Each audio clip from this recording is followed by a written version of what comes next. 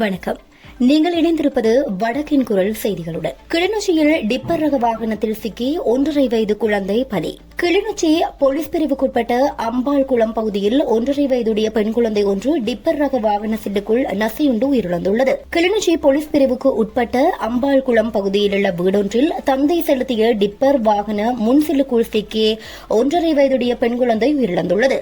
சம்பவ இடத்தை சென்று பார்வையிட்ட கிளிநொச்சி மாவட்ட பதில் நீதவான் உடற்கூட்டு விசாரணைகளின் பின்னர் சடலத்தை உறவினர்களிடம் கையளிக்குமாறு உத்தரவிட்டுள்ளார்.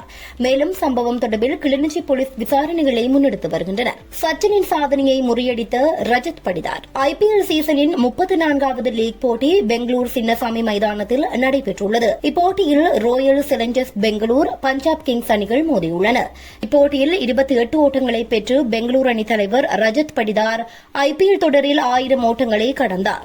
இதன் மூலம் ஐபிஎல் வரலாற்றில் குறைவான போட்டிகளில் 1000 ஓட்டங்களை கடந்த சச்சின் டெண்டுல்கரின் சாதனையை படிதார் முறியடித்துள்ளார். 30 போட்டிகளில் விளையாடி இந்த மைல்கல்லை படிதார் அடைந்துள்ளார்.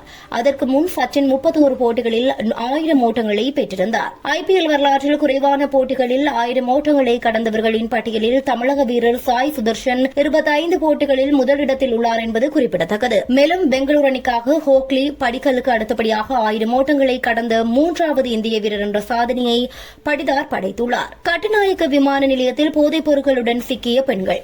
கட்டுநாயக்க விமான நிலையத்தில் வைத்து 3 பெண்கள் போலீஸ் போதைப் பொருள் தடுப்பு பிரிவினரால் இன்று 19ஆம் தேதி கைது செய்யப்பட்டுள்ளனர்.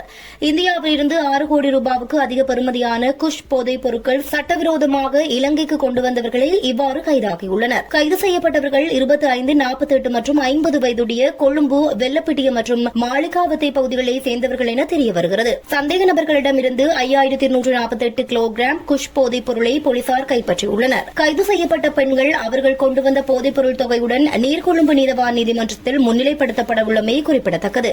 நடராஜா ரவிராஜின் கொலையுடன் பிள்ளையானுக்கு தொடர்பு. தமிழ் தேசிய கூட்டமைப்பின் முன்னாள் நாடாளுமன்ற உறுப்பினர் நடராஜா ரவிராஜின் படுகொலை சம்பவத்துடன் கிழக்கு மாகாண முன்னாள் முதலமைச்சர் சிவனேசதுரை சந்திரகாந்தன் எனப்படும் பிள்ளையானுக்கு தொடர்புண்டு என குற்றம் சுமத்தப்பட்டுள்ளது. பிரபல புலனாய்வு ஊடகவியலாளர் கீர்த்தி ரட்நாயக் என்பவரினால் இந்த தகவல் வெளியிடப்பட்டுள்ளது. இணைய ஊடகம் ஒன்றுக்கு அளித்த நேர்காணலில் அவர் கீர்த்தி ரட்நாயக்க இந்த விடயத்தை தெரிவித்துள்ளார்.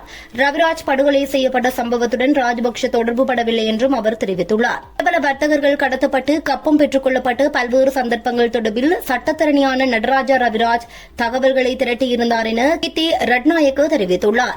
இந்த தகவல்கள் நாடாளுமன்றத்தில் சமர்ப்பிக்கப்பட இருந்த நிலையில் நடராஜா ரவிராஜ் மீது துப்பாக்கிச்சூடு நடத்தப்பட்டு அவர் கொலை செய்யப்பட்டார் என தெரியவந்துள்ளது. இந்த சம்பவத்துக்கு ஒரு வாரத்துக்கு முன்னதாக ரவிராஜிடம் தாம் உயிராபத்து குறித்து கூறியதாகவும் தெரிவித்திருந்தார். சதுரிகா ரணவக்க என்ற பயிலுனர் சட்டத்தரணி முன்னிலையில் தாம் ரஜராஜிடம் தாம் இதனை கூறியதாகவும் தெரிவித்துள்ளார். மேலும் ரவிராஜ் படுகொலை செய்யப்பட்டதன் பின்னர் அவரது பூத உடல் வைக்கப்பட்டிருந்த மலர்சாலைக்கு தான் சென்று அங்கு வைக்கப்பட்டிருந்த இரங்கல் புத்தகத்தில் இந்த படுகொலை சம்பவம் தொடர்பான சகல விவரங்களையும் எழுதி கீர்த்தி ரட்நாயக்க என தமது பெயரையும் குறிப்பிட்டதாகவும் அவர் தெரிவித்துள்ளார். நடராஜா ரவிராஜ் படுகொலை சம்பவமானது கடற்படை கப்பம் கோரும் கும்பல் பிள்ளையானுடன் இணைந்து மேற்கொண்ட குற்ற செயல் என அவர் தெரிவித்திருந்தார்.